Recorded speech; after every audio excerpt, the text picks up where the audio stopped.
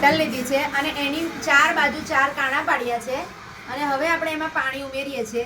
જુઓ શું થાય છે, અવલોકન કરીએ.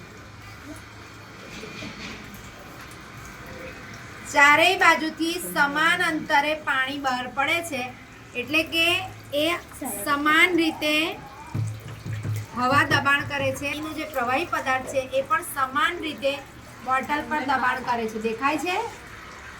જો ઓછું થયું તો ચારે બાજુથી ઓછું થયું, બાજુથી વધારે. પદાર્થ, ઘન પદાર્થ કે વાયુ પદાર્થ સમાન લીધો છે અને એને સ્ટ્રોની મદદથી ફુગ્ગો લગાડ્યો છે અને ફુગ્ગાને ફિટ કર્યું છે. હવે આપણે એમાં પાણી ઉમેરતા જઈશું. શું થાય છે અવલોકન કરીશું. પાત્રની દિવાલ પર પાણી દબાણ લગાડશે એટલે જો દેખાય છે ફુગ્ગો ફૂલ્યો. દેખાયું?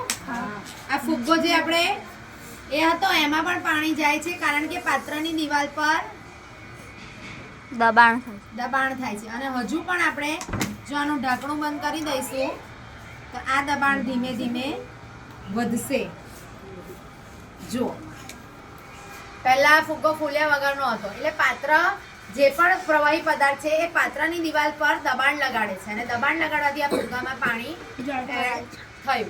ખ્યાલ આવી ગયો? એટલે પ્રવાહી પદાર્થ હોય કે વાયુ પદાર્થ હોય કે ઘન પદાર્થ હોય, પાત્રની દિવાલ પર કાં તો દબાણ જે હવાનું દબાણ છે એ આપણને એવું થાય કે અલગ અલગ જગ્યાએ હોય છે, પણ પ્રવાહી અને વાયુ પદાર્થ પણ પાત્રની દિવાલ પર દબાણ કરે છે.